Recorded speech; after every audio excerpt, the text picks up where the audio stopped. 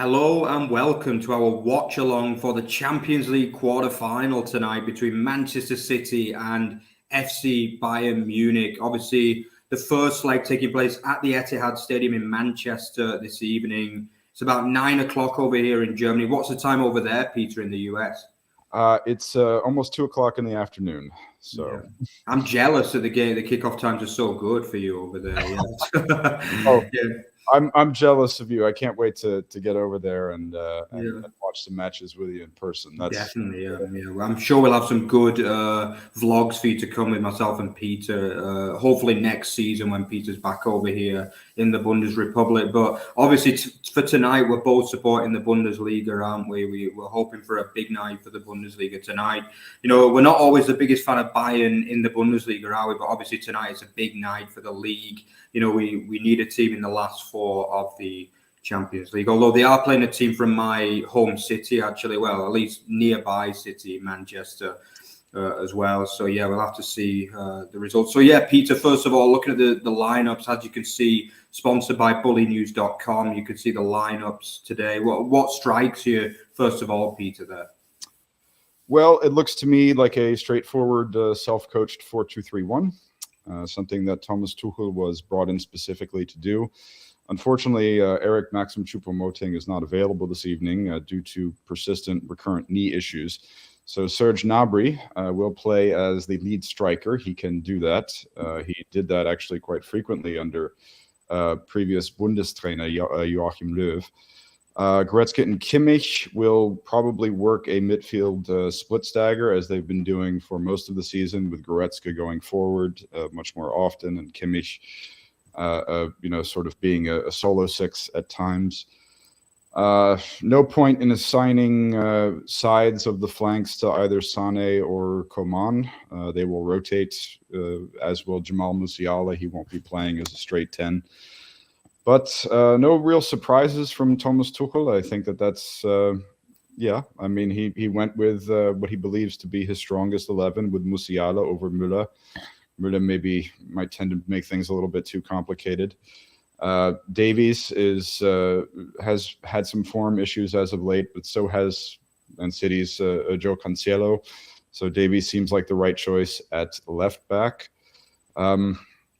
As you said, we are supporting Bayern. The concept of cognitive dissonance for German football lovers, those of us who eat, sleep, breathe football in the Bundesrepublik, is that we are not FC Bayern München fans when it comes to the league, but when they are representing us internationally, particularly when they are representing us internationally against a team like Man City, which is, of course, run by City Football Group, is a very large corporation of foreign money. We are very, very proud of our representatives, and we very much want them to do the Bundesrepublik proud and do 50+1 proud by winning this match tonight. Yeah, definitely. Obviously, Bayern Munich, one of only two German teams left in Europe as well. Obviously, Bayer Leverkusen at the other side, who plays Saint-Gilloise on Thursday evening. So obviously, we want a couple of German teams in the semi-final or even in the final. That'd be perfect. Obviously, backing up Frankfurt's amazing Europa League win last year, which I think the whole Bundesrepublik celebrated that one. Let's be honest. So yeah, just before we kick off, the players are out on the pitch actually already. So what are your predictions? So I'll start. I'm going to say, I'll be honest, I'm not that optimistic about Bayern, but simply because I just think Man City are so good. I mean, obviously Haaland, Bernardo Silva, De Bruyne, it's like a dream team almost, isn't it? Under obviously Pep Guardiola as the trainer. It's just an amazing team, and I'm going to go for a 3-1 home win. But I still think 3-1 to keep Bayern somewhat in it ahead of the second leg at the Allianz Arena next week. What do you think, Peter? Well, we were on the pod yesterday talking about how not necessarily optimistic we were for Bayern. It is, of course, important to note that Bayern has performed very, very well in this competition this year. We were not expecting them to handle PSG so easily, for example, in the last round. So it's quite entirely possible that these teams will cancel each other out a little bit. I will be optimistic this evening for no particular reason and tip a 1-1 draw. Yeah, definitely. I also thought about that. It's possible that it could be a bit of a kind of anticlimax, really. A lot of people billing up this game, for it being a goal fest, two attacking sides who like to score goals. But sometimes it does happen in these kind of games that teams cancel each other out, and then it could be, a low scoring, more cagey affair, which for me, it'd suit Bayern Munich.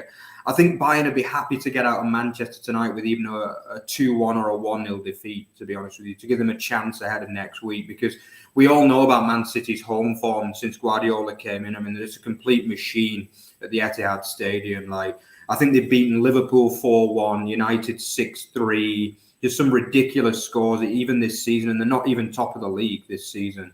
So, but at home, they're just a complete machine, basically, and they tend to destroy a lot of very good football teams in England and abroad at home. They just completely destroyed Rasenballsport Leipzig 7-0. And that is, I mean, look, for anyone who has covered Erling Braut Haaland during his time in the Bundesliga, I covered him for nearly 2 full seasons.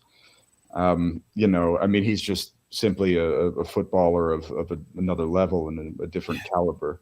The game could be over with quickly if Haaland is fed even something, a remotely easy finish. And that's what we're not hoping for, because if that turns out to be the case, then you and I will be discussing perhaps some interesting footballing book recommendations. I don't know, maybe holiday recipes or something of that nature. Definitely.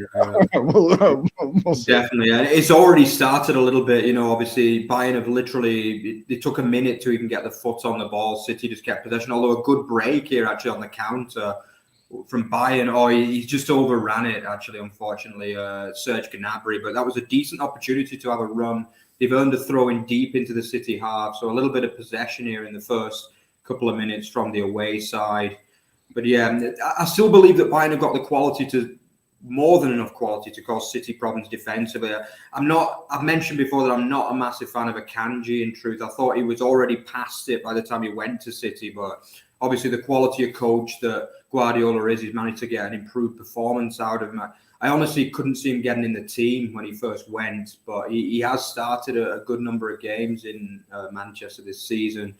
But yeah, Bayern, I don't know where you're up to, Peter. I'm on about just coming to 2 minutes now. Okay. Where are you? Are you about the same? Or I'm a minute behind you for the time being. A minute? Okay. As we've learned in some of these cross-Atlantic watch-alongs, sometimes the times can shift a little bit. But it's good that we've established that, of course, right at the beginning.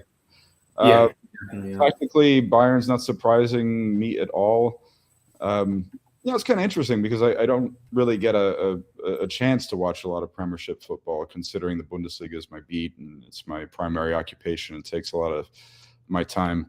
Do you think that's a back three from City? Is Stones in midfield? It looks to be, yeah. It looks as though, I think. I also mostly watch Bundesliga nowadays, but obviously being an English native, I do obviously keep in touch with the Premier League as well. And I am aware that Stones has been pushed more into midfield this season, which is one of the reasons why Walker has been kind of kicked out of the team after he's been a mainstay for probably 7-8 years in that team. But this year he's lost his place due to his inability to play midfield. So, we all know that, Guardiola's a massive tinker man, isn't he? He loves to tinker with the tactics, especially in these big games. And he has actually drawn criticism over the years for his Champions League record, despite, obviously his amazing record in leagues. I think he's won like 13 or 14 league titles in his career. But his Champions League record, he's only won 2 Champions Leagues despite having amazing players. He's coached so many world-class players. I don't think 2 Champions Leagues is that good of a record in that time. Would you agree with that, Peter? We were talking interestingly before we went on air about Guardiola's stay there at Manchester City. Of course, we're talking about a former Bayern coach, whom I assumed he would be, in and out at City after a couple of years. He's been there 8 years. Yeah, that's really amazing. I thought either he would be off to a new challenge or potentially, retired on the golf course. He didn't really strike me as a guy who was going to stay 8 years and try to build a dynasty, or a dynasty, as you would say in English parlance. I have to say, I really enjoyed the years that he was in charge of Bayern in the Bundesliga. I really enjoyed how he conquered the language and spoke excellent German. Kind of secretly rooting for Xabi Alonso to be around for a while too, because he's still getting his tongue around the language and everything like that. I have a great respect for Pep as a well, what you call a manager, what we call a trainer in German. And I mean, he obviously is one of the best coaches in history, and has achieved unparalleled success with City, winning the title so many different times. Oh, a little bit easy when you have all of this money backing you, of course. But I wouldn't want to take anything away from him. Yeah, I think that Pep also, he often gets this criticism for overthinking and over tinkering. And if Bayern end up pulling out the victory tonight, as I see Haaland getting his first effort look in there on goal, it went well over. I suppose you saw that about a minute ago. Yeah. Then we'll be discussing Pep's tactics yet again, because a back three with Stones in the midfield, it seems weird to me. It seems novel and doesn't necessarily seem necessary either. Yeah, definitely. Yeah, as I say, I think it's not only been designed for this game. If there's any City fans in the chat, then please let us know about that, because obviously we are mostly a Bundesliga. Well, we are a Bundesliga channel, so basically, we could tell you all about the Bayern tactics, but the City is a little bit of a kind of mystery to us. But have City been playing this tactic for over a long period of time, or has it been specifically designed for this game? But I'm pretty sure that this has been something they've been trying probably for most of 2023. Mm-hmm. So obviously pushing Stones into midfield. He's always been known as a great ball carrier.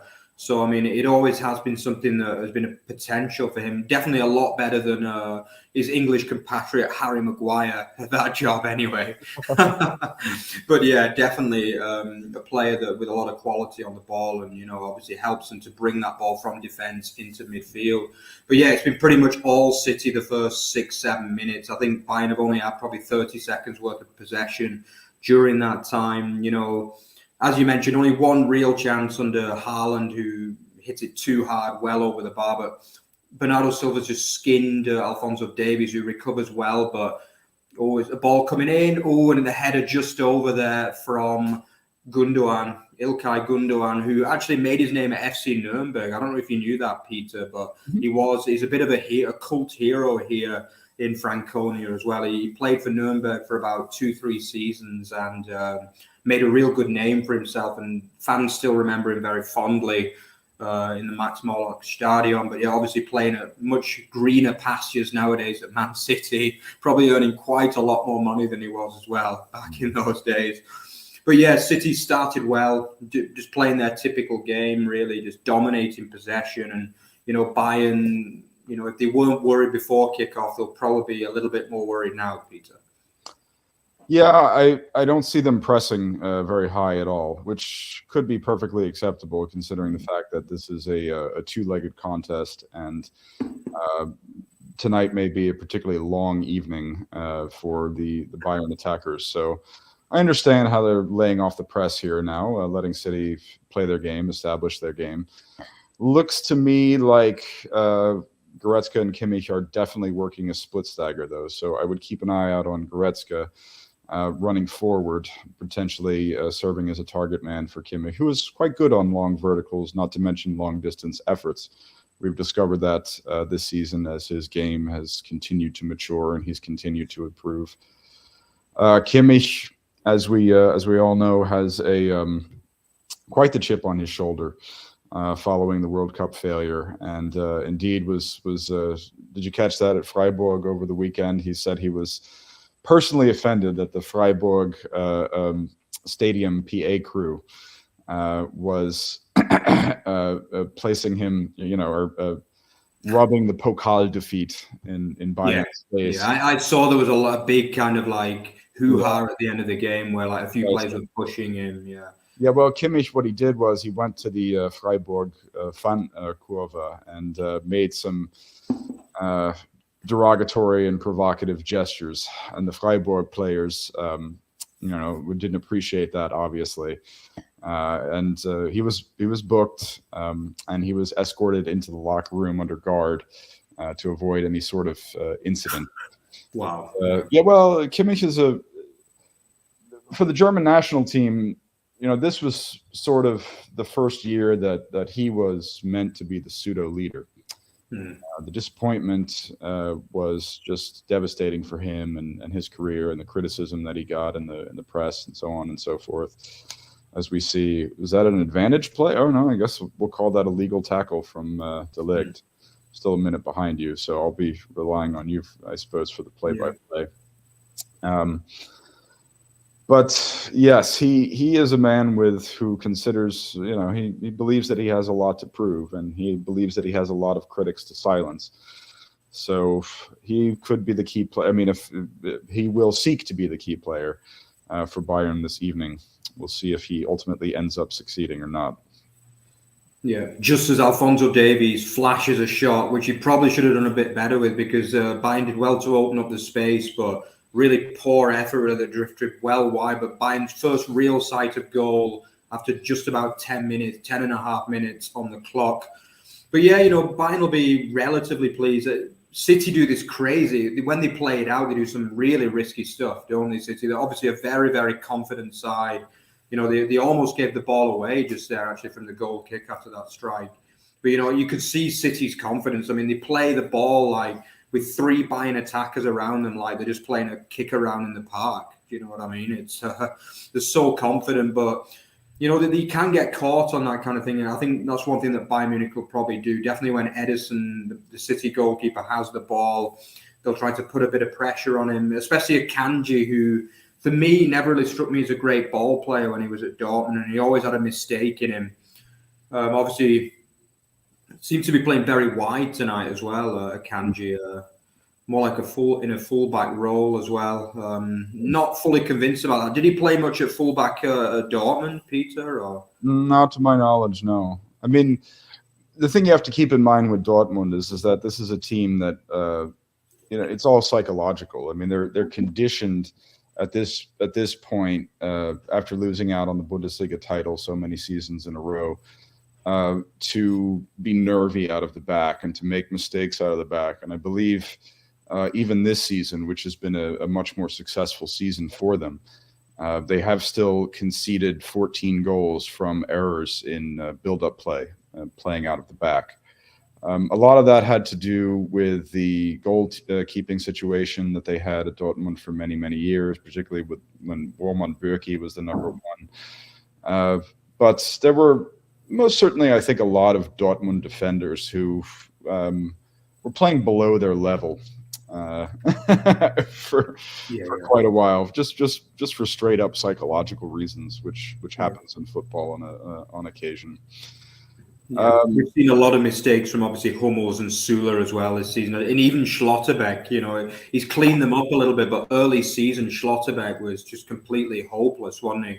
And I agree that they're one of those teams that just always look nervy in defence. Like if you make them defend too much, there will be problems at that back line at Dortmund. Obviously, Akanji has gone to a much more team that has a very good defensive record, under Guardiola, partly because teams basically can't get the ball off them, basically. So they have no opportunity to score. But still, a team that don't concede many goals, even in the Premier League. And, he's kind of, by the look of it, he's really taken advantage of that and improved his game. So Balam, a couple of questions in from Balam as well. Good to see you again, Balam. Yeah, you attending any matches for match vlogs? Yeah, I do have a couple more planned before the end of the season, so don't worry, Balam. I have attended another couple of Nuremberg games since, but I didn't record, unfortunately, because I was meeting some of the guys from Bundesliga boxes. So obviously one of our sponsors of the show. So I didn't have the opportunity to record in that particular instance. But yeah, hoping to get to another couple of Bundesliga games and maybe a couple of other Schweizer Bundesliga games as well. Yeah, Peter and Mark, what did you make of the fan culture in Germany and England? Yeah, that's quite interesting. Do you know much about that, Peter, the differences in the fan culture in these two countries? Oh, well, we talk about it a lot. I'm obviously highly biased and prefer my own fan culture. I believe that, German fan-owned clubs, the sort of community service work that German ultras do within the community. Okay, they do a lot of hooliganism and pyro as well, but they are very much embedded in your community. The club belongs to your community. Showing spirit, doing choreo, and also protest banners are embedded German football traditions.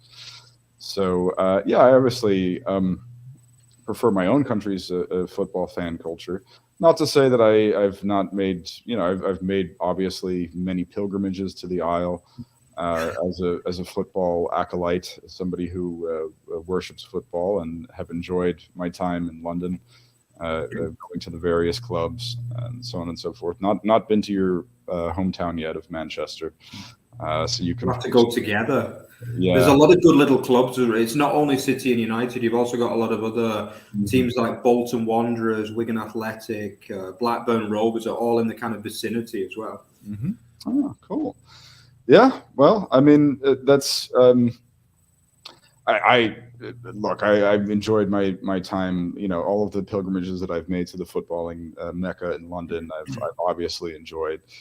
Even when I went to a game that wasn't particularly good, if I went, I think I went to the Olympic Stadium to watch West Ham and Chelsea draw 0-0, and yeah, I still had a fun time blowing bubbles with the West Ham fans and whatnot. I mean, we talked about this actually off screen once, how for somebody like myself who is German but speaks English with an American accent, it can be a little bit difficult to ingratiate myself as a football fan when I'm in England. People assume that I'm an American when they hear me speak, and I understand that too. I mean, I think that football has taken off here in the States, and I'm glad to see it growing, and I'm glad to see it spreading. But there are a lot of people who don't really know a lot about the game, and they may be, I'm a huge Chelsea fan or something like this, but they just because they want to play, they want to root for a team that wins, or a huge Man City fan. I can understand the of English fandom. I can understand when sort of the international fan clubs come in.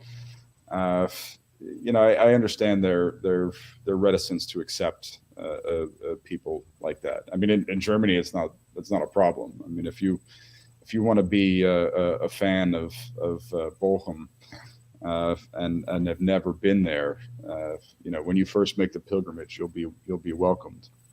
But I can understand the reluctance.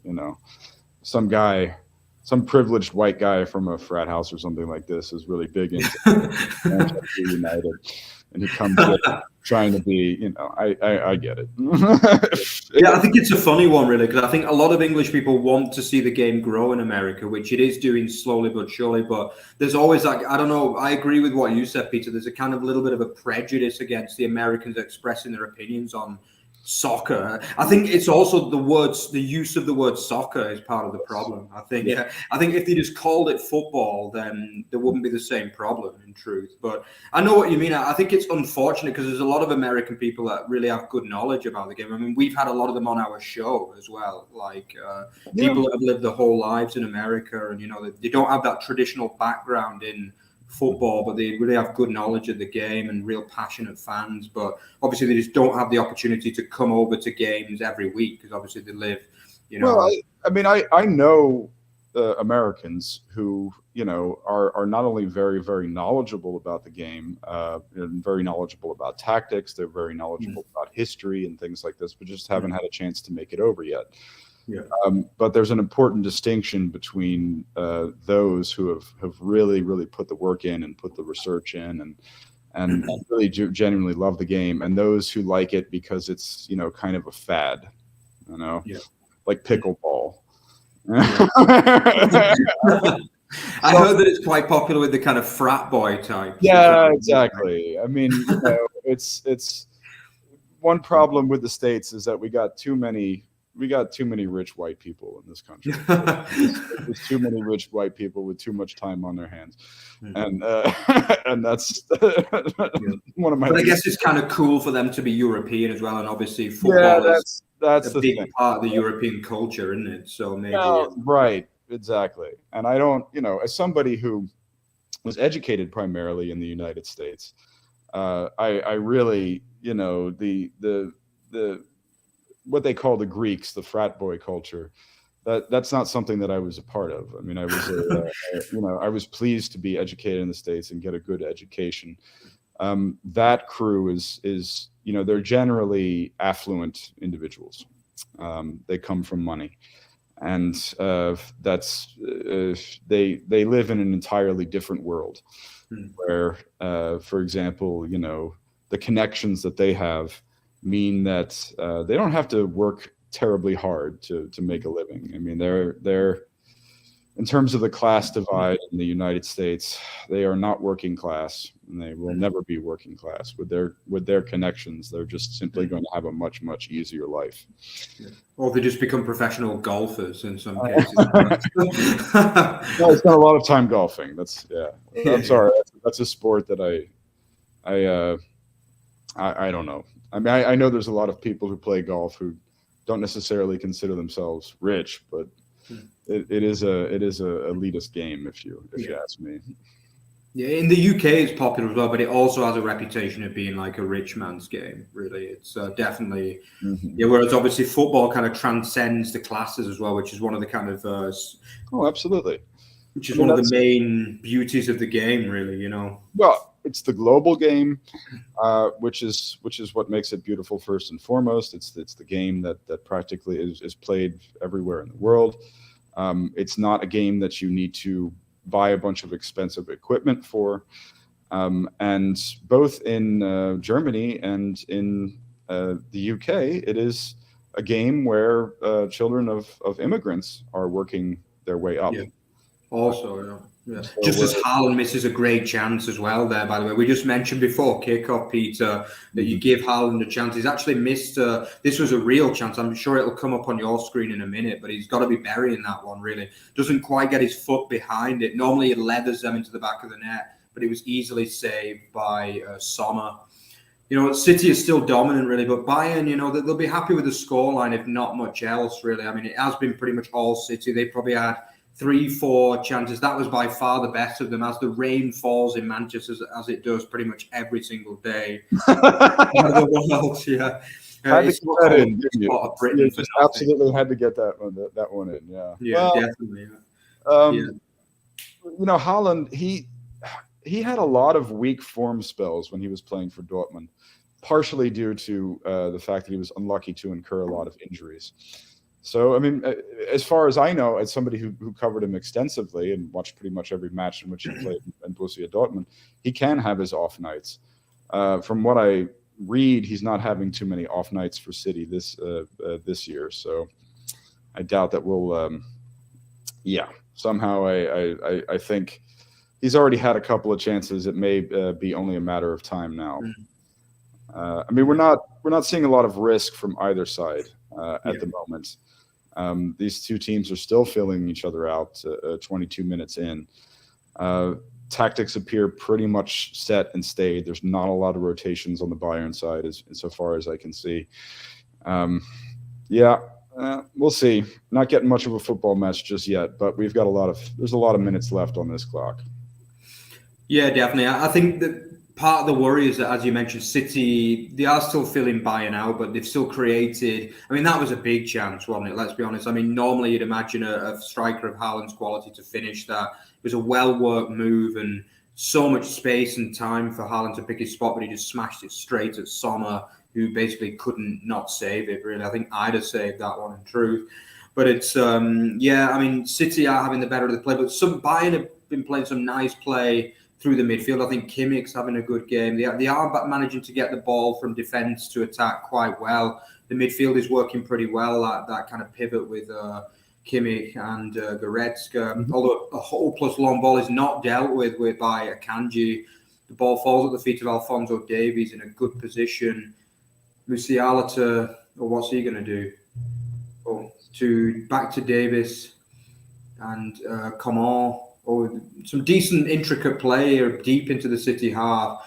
not a major chance opened up yet. Although Kimmich now drifts a really nice looking ball out wide, although it's really poorly dealt with in the end by Pavard, who eventually loses control and it goes out for a goal kick. But that's the kind of thing Bayern need to do. That'll give them confidence, being able to keep the ball in City's half for a good minute there.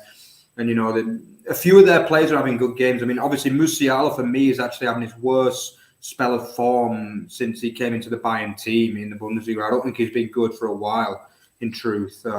Certainly the last few games, obviously gave the penalty away clumsily against Freiburg, which resulted in them being knocked out in the cup. And he's just not been at his absolute best for me, but he started this game well. And obviously this is a big game for him because he is half English as well. Don't forget that. So, he is a guy that will feel as though he's got a bit of a point to prove as well. Similar to when obviously Bellingham comes and plays in England as well. Like, he tends to have a good game because although, the ball's really well won there by Kimmich deep into the City half. Again, Akanji is skinned.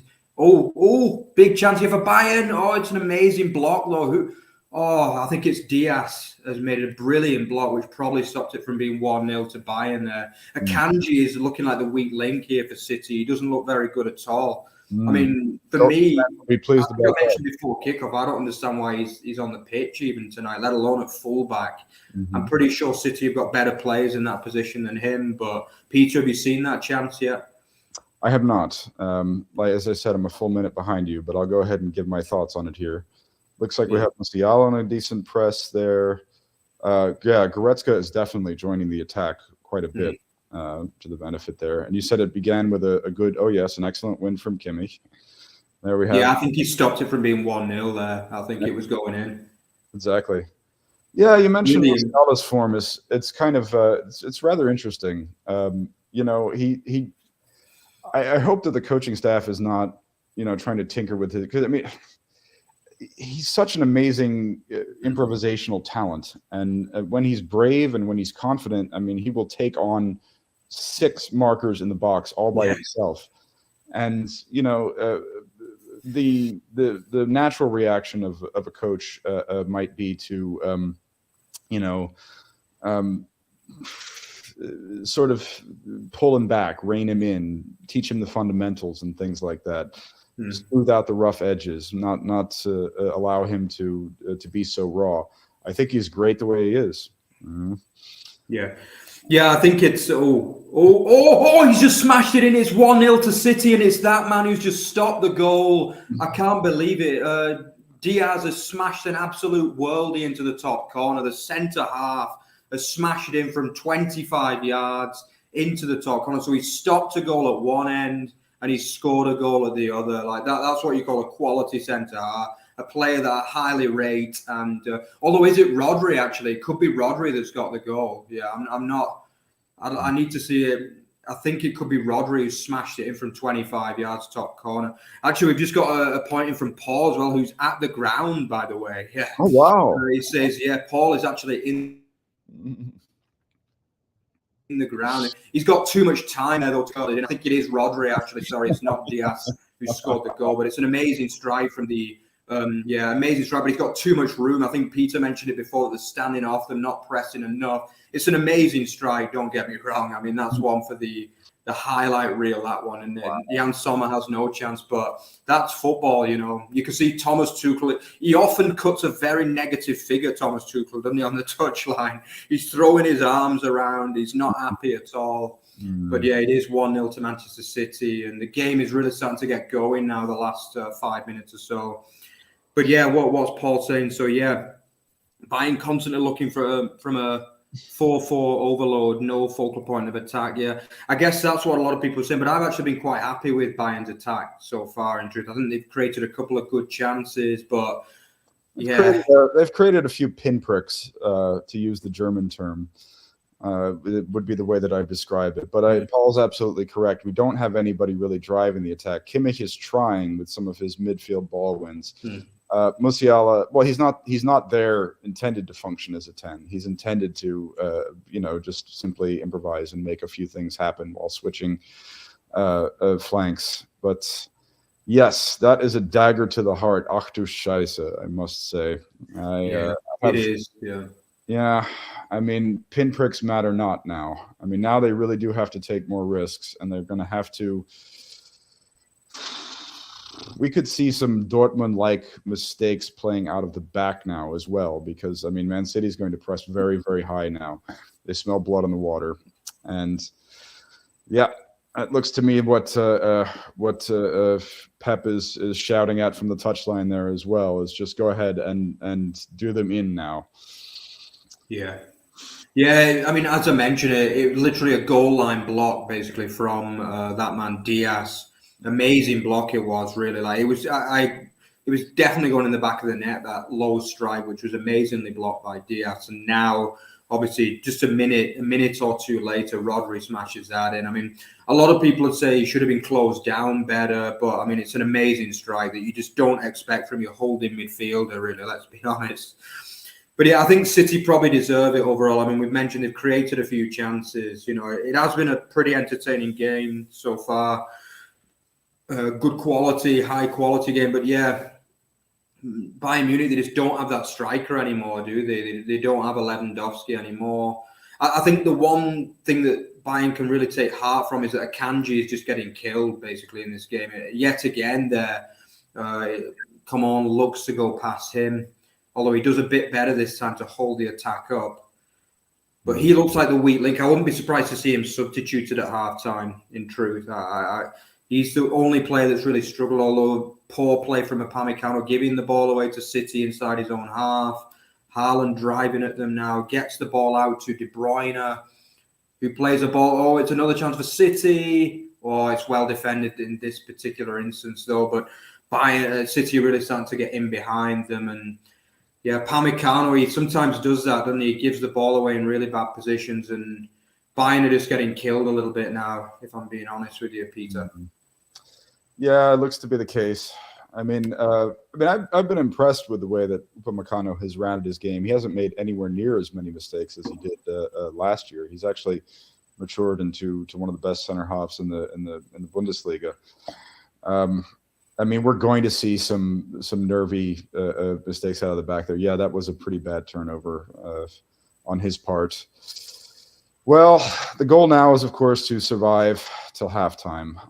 I don't know if there's any halftime adjustments that Tuchel can directly make because, I mean, the 4-2-3-1 has to be allowed to play at this point. Either they self-coach their way out of it or they don't.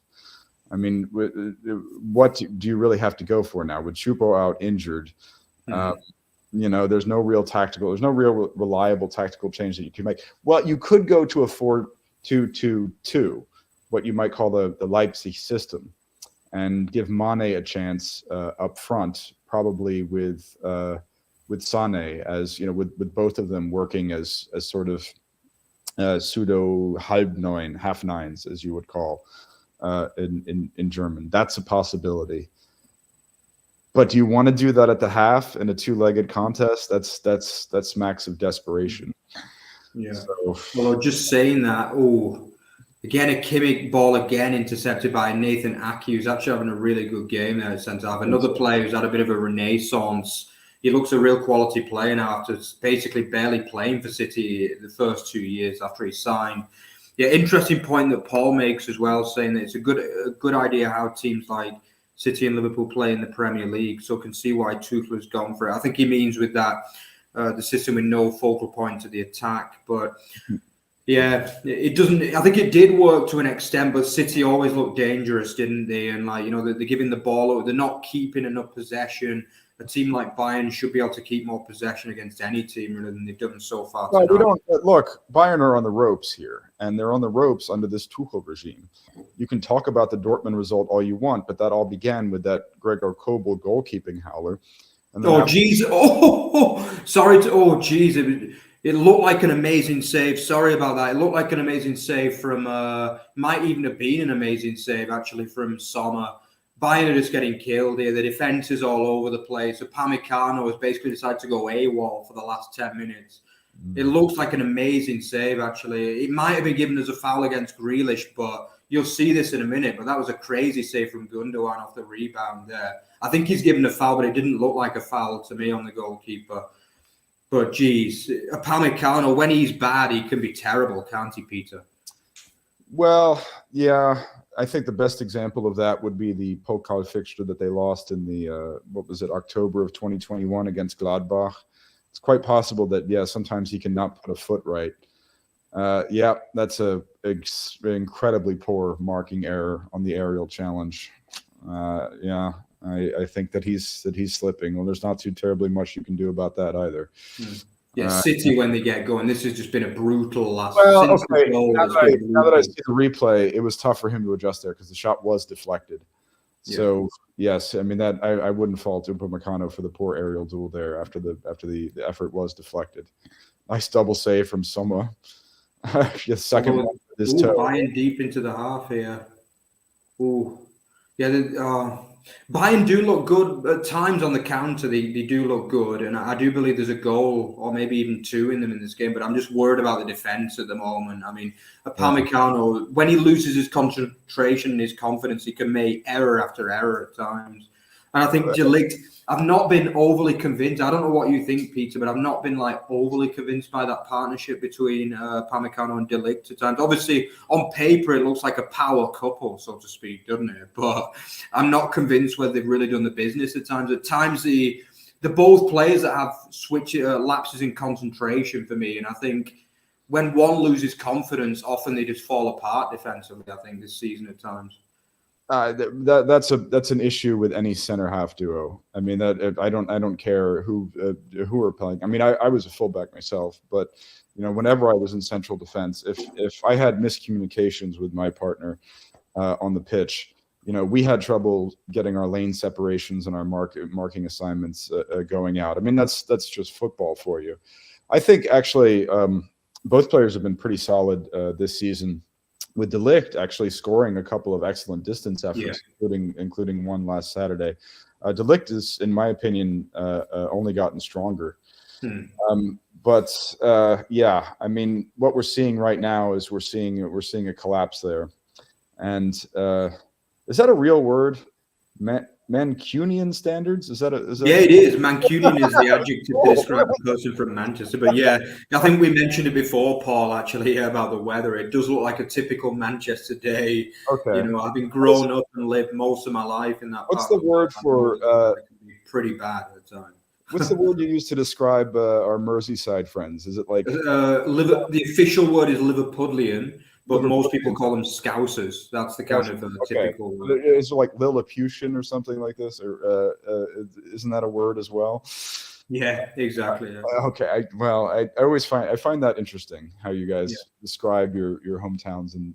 But we usually have an official name and then a slang name as well. Like for example, for Mancunian people, we usually call Manx. That's the typical word, like we say Mank is the most typical, And then for Liverpool people, Scouser, Newcastle, Geordie, Birmingham, Brummie. Everybody knows Geordie, of course. Thanks. And then obviously London, Cockney. Depends on what part. That's true. Or Toff or Cockney. But I think, is it the same in Germany? I think you don't really have that so much, I don't think, in Germany, apart from Fischkopf. For the Northerners, like fish. Every town is a little bit more is sort of linked to its region. That's a remnant of the Holy Roman Empire and the many different principalities and things like this. Basically, that's why you have. In your right next to Augsburg, it's important not to refer to them exclusively as Bavarians or exclusively as Swabians, because they are actually Bavarian Swabians. They're very fussy about that. I know in Germany, it's the same in Nuremberg about Franconians and things. Yes. And it's the same in in Baden-Württemberg, for example. I mean, the Stuttgart they're referred to quite often as the Württembergers. And people in Baden are not the biggest fans of the Württemberger. They're a different kingdom, so to speak. That's what happens in a really, really old country. That was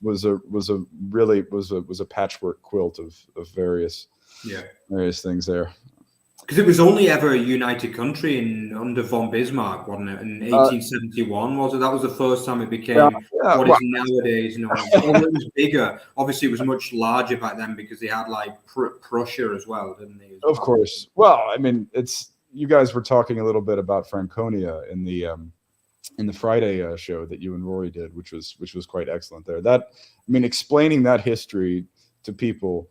You can start, but ordinarily speaking, they're going to tune out or they're going to fall asleep at some point. Yeah. Because you're just like, okay, first, the Franks are not the Franks, and the Holy Roman Empire was not holy, and it wasn't Roman, and it wasn't. Yeah. Is everybody with me? Is everybody taking notes? Because all of this is going to be on the test. Yeah, it is. But I think it's very important to the local people that you know that. Though it's one of the first things that they kind of make you know when you're a foreigner in Nuremberg. They make you know immediately that that they're not like traditional Bavarians, you know. I mean, when I first came, I was like, "Oh, Bavaria is so nice. This part of Bavaria," and they were like, "We're not Bavaria." You know? It was, well, that's the pride in your region, and it of course also relates strongly to the fan ownership of the clubs and everything too. It's pride in your region, as we see. City are allowing Bayern to have a little bit more of the ball here.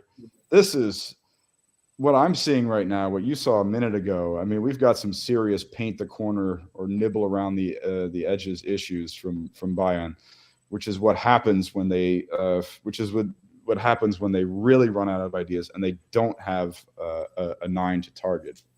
Yeah. I suppose nothing happened from this Kimmich corner that I'm about to witness. No, but it was a good ball in, but not quite. De Ligt is just down at the moment. I think he's not particularly enjoying the Manchester weather by the look of it. Do you know what? It's funny because there's actually a lot of top players that actually refuse to play in the UK just because of the weather, actually. Like I think there's been a few players, especially from South America, and they just say we can't hack it, basically. You know, like the weather is just too bad. Even on 200K a week, you know, the weather. Right. As somebody who lived in Berlin, I mean, look, in northern Germany we have our problems too. Yeah. I imagine that's, you know, we've talked on this pod quite a bit about why Florian Niederlechner is not enjoying himself. The weather is probably a huge factor in his move there. I think the north is similar weather to the UK, I think, to be honest. Like if you go to like Hamburg or Lübeck or Kiel, it's not too dissimilar to like the Manchester region of the UK, I don't think, really. But down here in Bavaria, we get really, really nice summers. Like the summer is almost like, I made a joke when I first came to Germany in my first year. I said, it feels like I've not come to Bavaria, but to Mallorca. You know, because it was so hot that summer. It was 35 degrees almost every day, and it was. But for a British person, it was a shock. Do you know what I mean? Because I'd never lived in a place that was so warm before, in truth. But it's definitely down here in Bavaria, the weather in summer is really nice. But then in winter, we get some pretty brutal weather as well, because it gets very, very big difference between the summer and winter in this part of Germany, definitely. Well, I mean, if they can make it to the half here with the scoreline 1-0, I'm catching shots of Cancelo and Stanisic warming up. It might be the case that De Ligt is not able to carry on. Müller and Tuchel are actually exchanging some words here. Müller being the sort of Radio Müller being a pseudo head coach for Bayern, as is always the case. 1-0 at the half is victory enough. I mean, I think this has been a rather dominant performance from City. It looks to me like De Ligt is getting some serious treatment now. He may not be able to continue. Yeah. If that is the case, you have a excuse for making a tactical change, which you may not otherwise make. You could, of course, bring Cancelo on to play as a wing back and have Davies function as one. Either Davies originally was a straight winger before he was made into a fullback during the season that Nicolas Süle got injured. Something like that could potentially work. We see. What a ball win that was. Yeah, that was a proper tackle. That was. Although De Ligt's in the wars again now, he's ended up going down. Like he's not faring too well in some of these battles against Haaland at times. Although just an interesting possession stat as well. Bayern have actually enjoyed more of the possession, 53%. It always surprises me, that stat, because when you watch the games, you think surely not, because it feels as though City have had more of the ball. But often possession is a shock, really, because a lot of it is this kind of passing around the backs, isn't it? And that obviously counts to a lot of possession as well. But I mean, has Serge Gnabry gotten a touch in, to your knowledge? I don't believe he has. Who? Sorry, has Gnabry gotten a touch in? Very little. I think he had a couple of touches in the first minute or so, but not very much at all. Yeah, he's not a number 9. He's not even like a false 9. You know, in English we call it a false 9. You could tell he's struggling out there. He's not had the greatest season in general, and now being asked to play this kind of unfamiliar position. He's had his moments, and I thought he played a really good game in the opening World Cup match. I think he's had his moments. Gnabry, you know, he's always happy to play as a lead striker, and he's not a. I mean, Löw used him as a legitimate 9, not as a false 9, and he's playing as a legitimate 9 here. You know, but I don't see him. I mean, I don't think he's gotten a touch in. No, as I say, the first minute, a couple of touches, just as the Bayern Munich ultras, by the look of it, Mia San Mia, you can see the big banner there as well. Obviously, the slogan of Bayern Munich and Munich in general. Yeah, Rory just checking in as well. Evening, lad. Hey, Rory. Congratulations. The weather is as bad in Sheffield, and it's not going to be fun. Yeah. Never been so cold on a footy pitch. Yeah, you wouldn't know it's the 11th of April, would you? It's welcome to the UK. That's all I can say. Well, congratulations on the victory, Rory. I'm glad you. He had a match today, did he? Or? Yeah, he did. That's why he couldn't join us today. Absolutely. Well, congratulations, Rory. A win's a win, as they say. Yeah, but anyway, I hope you're enjoying the game, and hopefully we're going to see more from Bayern in the second half. Yeah, there's another question from Ballum as well, which I wanted to mention to you as well, Peter. Do you see the big deal over Joao Cancelo playing against his own team and Manchester City if they do bring him on? So, that was actually a big talk in England, because in England it's not typical for players to play against the parent clubs. Has much been made of that in the German media, to your knowledge, Peter? No, not really. I mean, you know, this is...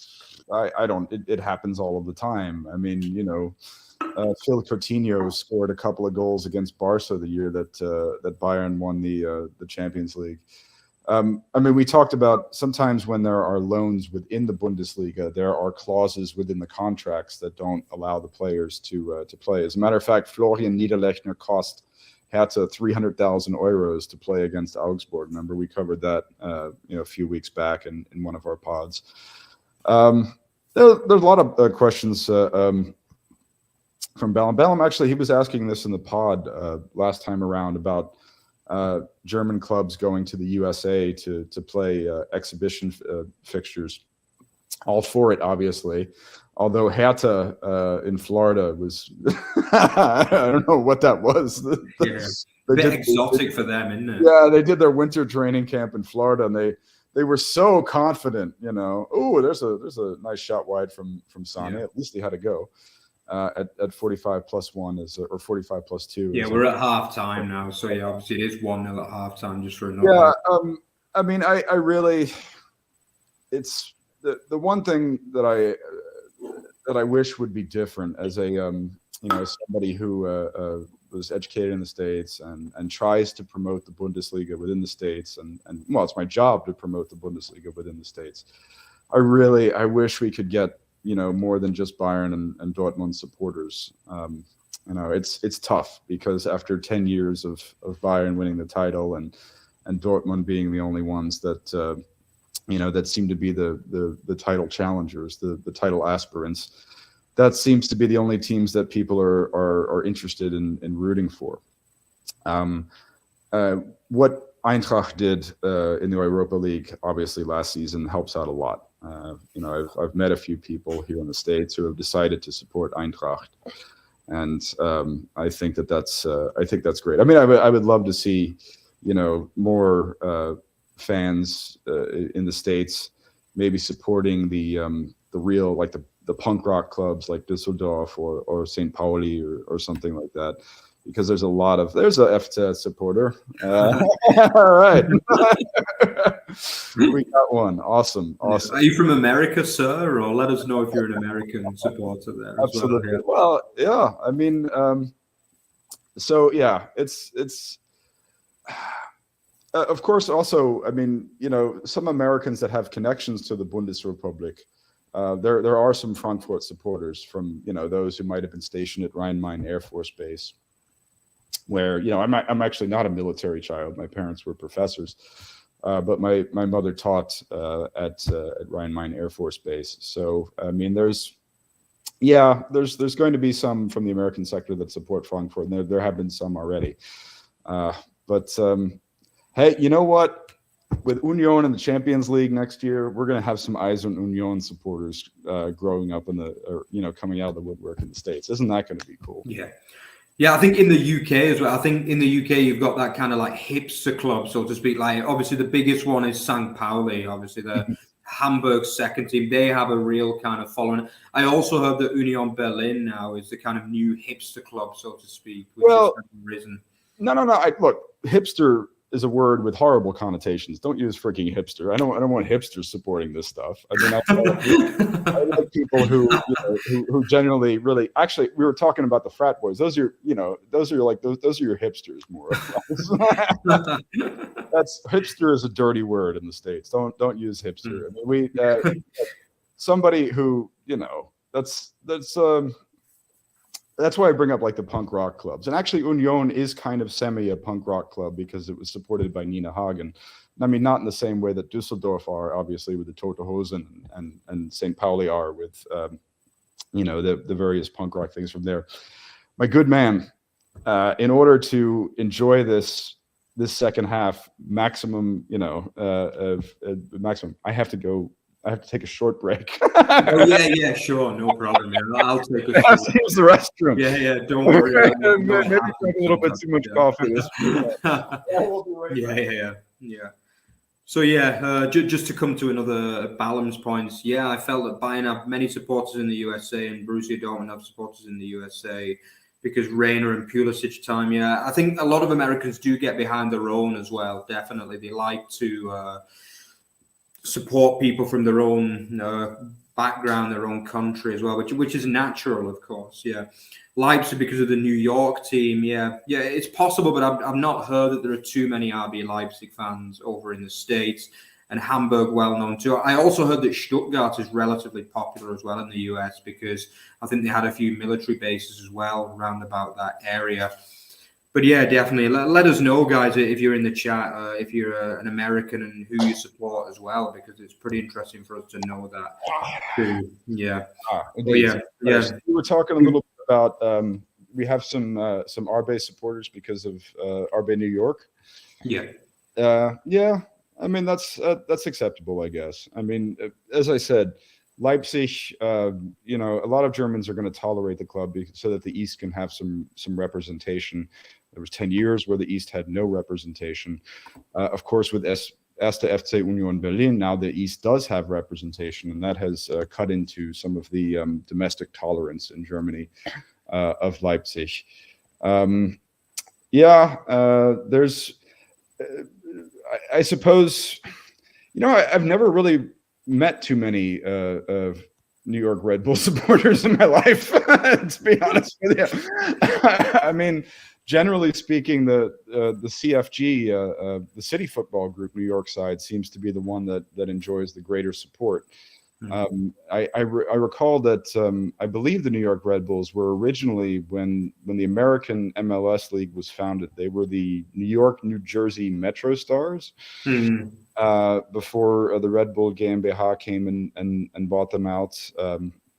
So, yeah, I mean, I suppose we can get some from that angle. That much is true.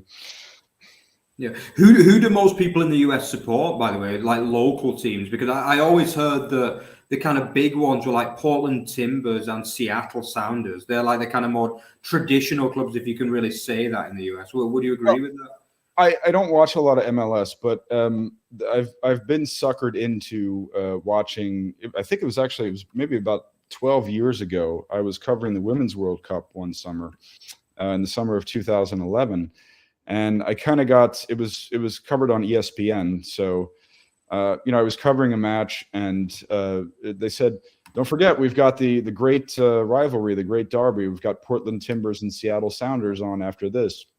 So I got suckered into watching the match, and I thought to myself, my God, that's amazing. They've got fans chanting with drums and flags and everything here. So in the Pacific Northwest, those two clubs actually, they have a very, very passionate fan base. And they're considered to be the closest that you're really going to get to a European style club in America's MLS. Now, everything else has been, the MLS just keeps expanding. In Missouri, where I am currently, Sporting Kansas City, formerly the Kansas City Wizards, has, kind of a good following. St. Louis FC, which just started playing as an expansion team, is being built by by German Lutz Pfannenstiel, who was most recently the Düsseldorf sporting director before he left for. So that club is off and running. And I think Atlanta as well. Atlanta was quite a big one a few years ago, right? As well. Which one? Atlanta. Oh, Atlanta United. Not so much. I mean, those, Philadelphia Union and Atlanta United and things like that. These are clubs that are getting there, but they're not the same as Portland or Seattle or something like that. They're the more traditional. Yeah. Interesting that Herodotus is in Louisiana.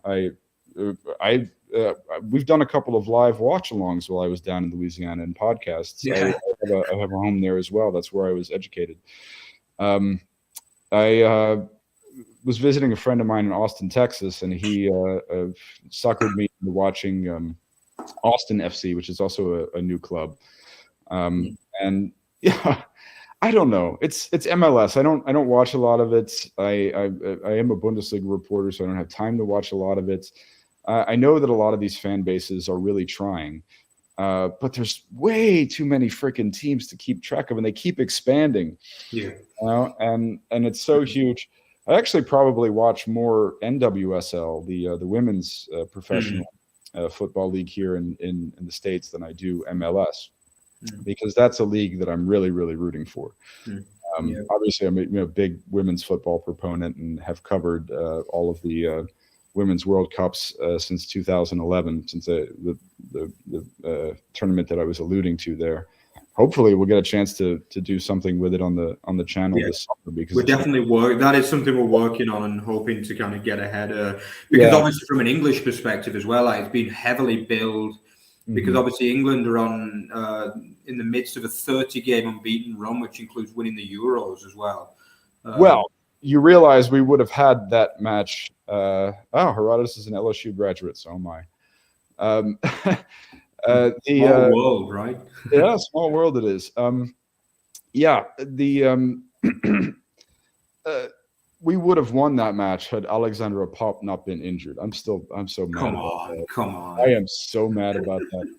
I mean, the German women, I need them back at the fore. I really do, because the WSL is probably the best women's professional league that exists now. The Frauen Bundesliga used to be huge, but now that there's more money in England, and France, I think as well. England, France, and Spain are really big for. Well, I'm thrilled what's going on in Spain. How they're packing the Camp Nou with 90,000 plus to see women's Champions League matches and everything. I'm thrilled with what's going on in Spain. I mean, I love how Olympic Lyon keeps producing great women's talents and everything.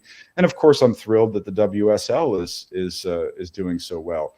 But my Frauen Bundesliga has really, really fallen behind. Yeah. And, the German women, they won the World Championship 2003 and 2007, and they won 7 consecutive European championships until Holland won in 2017. So German women's football really needs to get back on top, in my opinion. as a fan. And the men as well, to be honest, after the last 3 tournaments, let's be honest. Yeah. Yeah, but I agree. It's funny what happened with the women, isn't it? Because obviously they were like basically Germany and the US were like the 2 forerunners in the early days of the development of women's football. But I mean, the US have continued their real dominance, really, especially in the World Cups. But obviously the German team has just fallen completely off, really, haven't they? And obviously that was seen as a good result for them to make the final in this tournament because they weren't really one of the favourites, I don't think. I think Spain, England, the Netherlands were all considered to have better hopes than Germany going into that tournament. But obviously, the finalists effort. I actually was watching the German women earlier today. They lost to Brazil, if I'm not mistaken. So it was 2-1. I was watching it. It was sad. It was Jennifer Maussan's last professional match, and they lost in a friendly to Brazil. So it was not pretty from my perspective. Yeah, but just say that actually England, just a big point. Actually, England women are actually losing. They're coming into this on the back of a 30-match unbeaten run. But they're losing against, you guessed it, Australia. Like Australia are England's ultimate bogey team in sport, basically. I'm pretty sure that the Australians in every sport just exist just to beat England, basically. Yeah. Like their record against England in all sports is just crazy good. It's just crazy. Like they always beat us. I remember once the men played, and like Australian men were ranked like 90 in the world or something, and they played England, I think maybe 15 years ago or so, and everyone thought, oh, surely England are going to beat them at men's football. But nope, it wasn't to be. Australia beat us like 3-1 or something like that in England as well, which was pretty embarrassing, to be honest. But the Aussies do love some pommy bashing, as they call it. I don't know if you know that expression, Peter. The Poms. They call us the Poms. They call you the Poms. That's not nice. Prisoners of Her Majesty. That's what it means. Yeah. Whoa! That's another. Well, yeah. It's just a bit of banter between the two nations, I think. But yeah, that's what they call us. Yeah. That's clever, considering they were what? They were your penal colony, right? Yeah, it's a good effort by the Aussie standards. Anyway. they strike. Yeah. But that's what they call us. Yeah, the Pommies, and but they do have a great record against us in all sports, in rugby, cricket. Lord, do I hate? I mean, look, the Australian men's national football team. I mean, I've covered them extensively, obviously, in the World Cups and even in the. Now that they're in the Asian Confederation, the Asian Continental Championship, which I've covered a couple of times too. Why on earth? And Timmy Cahill, you remember when he was hitting the corner flag in Kaiserslautern, the Kaiserslautern KO during the 2006 World Cup? He was a legend, Tim Cahill. Doing that. Sam Kerr actually tried to do that for the Australian women's national football team in the most recent Women's World Cup. The routine needed a little more polishing, if you wanted my opinion on it. But I mean, I enjoy covering that team, but their nickname is the Socceroos. Could you come up? It's so cheesy. For crying out loud, the freaking Socceroos. It was like something that should be from the US, that one. It's very cheesy, I'm going to be honest. It's unclean saying it. It's really, the First of all, they use that dreadful word soccer, which should be banned from the face of the earth, as far as I'm concerned. And then they have to make it so cheesy as well. But yeah, just as I say that, the second half is underway, by the way, and there's been no changes that I could see immediately. I don't think there have been any changes. So by the look of it, De Ligt has been able to continue the game centre half. Obviously, second half break, the halftime break's done him some good. But yeah, obviously, I think Bayern, as I said before kickoff, I think they take a 1-0 or a 2-1 defeat. I really do, because everybody knows that City is a horrible place to go and play football. Like, they're such a good team, especially at home. I was saying that, a rasping drive from, I think it was Pavard in the end, who sends in a rasping drive. Who is it that hits that, actually? It's a great strike. And it should have been saved, but it's the first, real good effort. It's actually Sane. Of course, it's Sane who comes forward, and he does love that rasping drive. It's a really well hit, and it swerves a little bit, but Edison, a very, very capable goalkeeper, gets his shoulder onto it. He's a bit unorthodox at times. His saves shots with basically all parts of his body. He's kind of famous for that, and he kind of shoulders the ball out of play. But yeah, probably the first real good effort on target, Peter, from Bayern, really there. Well, Sané did have a distance effort in the first half, which was an admirable go. It ended up going wide. Yeah, that is actually, he probably should have passed to Goretzka there. Goretzka was onside on the break and calling for the ball, as a matter of fact. If he had managed to get a forward for Goretzka, that might have been a goal. What a shame. Yeah. But good start for the second half from Bayern anyway. As I say, they did create chances in the first half. They looked as though they didn't look like they were completely out of ideas to me. They looked as though, they were causing Akanji a lot of problems through Coman and at times Sané as well. And, they did look, a lot of their attacking play has been good. They've varied the play. A few of Kimmich's balls like out wide haven't been so good, especially dealt with by Pavard. But they look a side that can score. It's just defensively that I'm worried about them myself, because City, they created probably 4 or 5 chances in that half and probably felt as though they should have been 2-0 up, really. Although Bernardo Silva just earned himself a booking there from a very, very late challenge on Musiala, who turned away from him really well. I mean, that was a real dirty challenge, that taking one for the team, as they say in English, in the UK. Yeah, but he's got booked now, and it's a free kick in the Man City half for Bayern Munich. But yeah, quite a good start to the second half, really, Peter, for the away side. It's a different half after the change of ends here. I'm sure that there have been some mad discussions from Tuchel in the locker room during the break, and I like what I've seen from Bayern after the restart here. I do. I think that Kimmich and Goretzka are, yes, they're pressing very, very high. The last charge that I'm looking at here, yes, that was... what a save. Ederson's just made an absolute wonder save. Again, Sané got away. Bayern have been tearing them apart the second half. And I think it's Sané. And is that another booking? No, it's Alphonso Davies now has got himself booked for fouling someone on the break. But it's another... This looks like a really good save to me from Ederson. It's Sané again who's got away. He had time and he hits it well, and he gets down. Not an amazing. He should probably be making that, but it's a good save, and he does well to clear the rebound to Ake, who clears. But yeah, Sané really looks up for it this second half, Peter. Come on, Jungs, come on. Let's do this. I mean, it's looking good, although Davies has got himself a clumsy booking there, really, for clipping De Bruyne on the break. My thought on that booking that Silva got is, why didn't he let advantage play? Musiala was still on his feet. Should have let advantage play. And then dirty challenge that was. No, it's a horrible error from Upamecano at the back. Surely they're not going to get punished. Oh my God. Oh no. Jeez.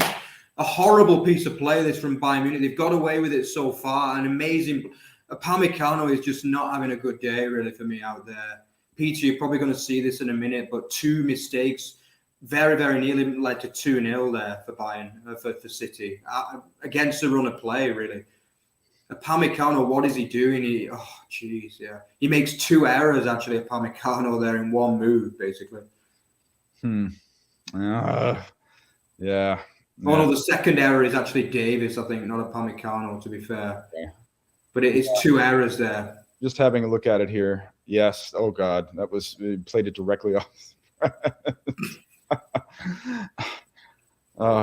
Yeah. Second one is Davies. And then, Jesus. No, that was Pavard who passed it back to Sommer with absolutely no space. And Sommer, of course, couldn't hope to really clear on the ground there. That was also a poor decision. You've got to launch that ball.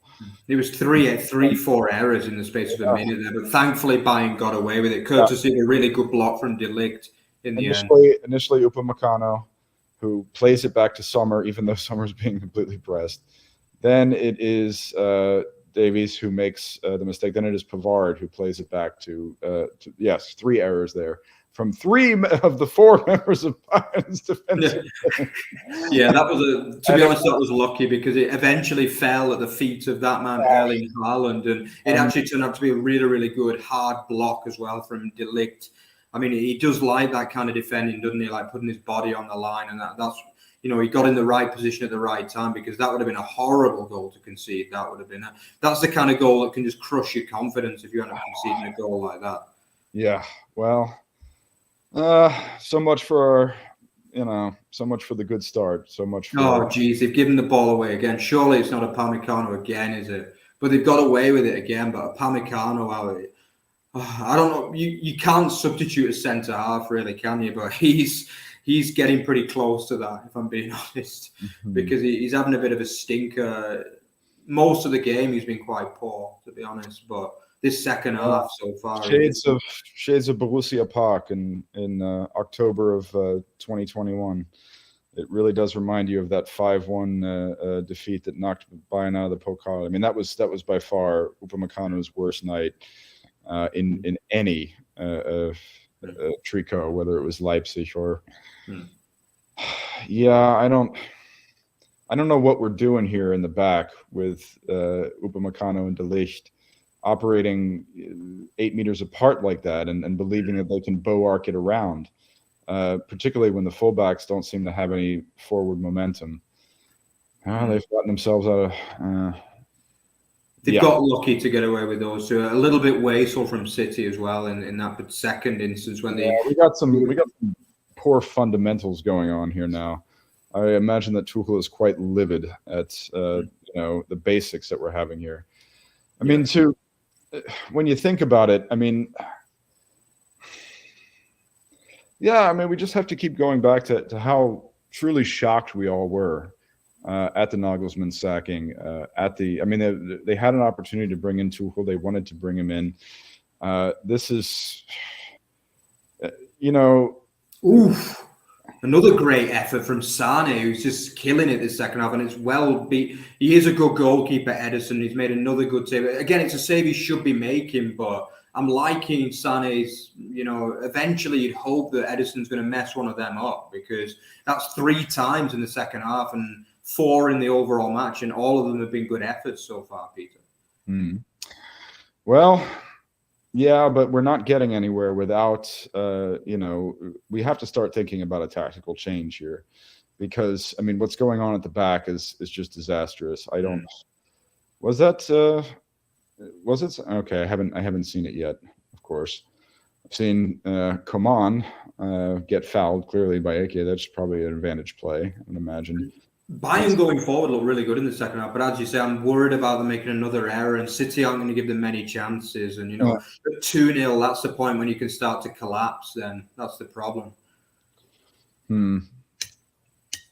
Another brilliant strike. I love that. It's such an aesthetic strike. I mean, again, it's a save he should be making, but it looks like a great effort that from 25 meters. Well, that's his third. The header comes in.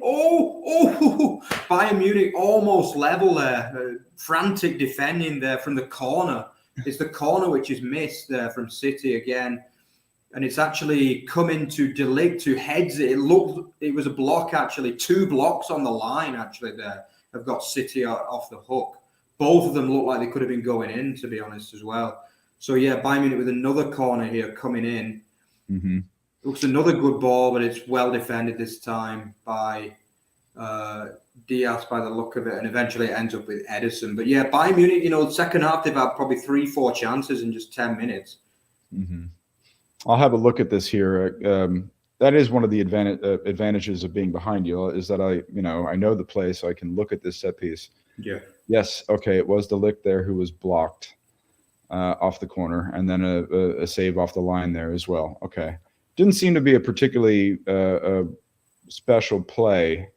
Yeah, just a straightforward service from Kimmich there towards the heads for De Ligt. So we've not seen anything particularly. Of course, the problem now with switching Tuchel at this point is that he hasn't had time to implement much of a set piece playbook. Yeah, that's the problem. Yeah. That is, that's a serious problem. I mean, that's one of those aspects of football that, okay, maybe I talk about too much, but to me, it's absolutely crucial that your coaching regime really comes into the weekend with an excellent, with 2 or 3 innovative set piece designs for dead ball situations, which you can call upon in a pinch. And Tuchel hasn't had the time to implement it here. I mean, he's gone straight, from Dortmund, Freiburg again, and now Man City. I mean, he's led probably 5 squad training sessions at this point. Doesn't even have his entire coaching staff in place.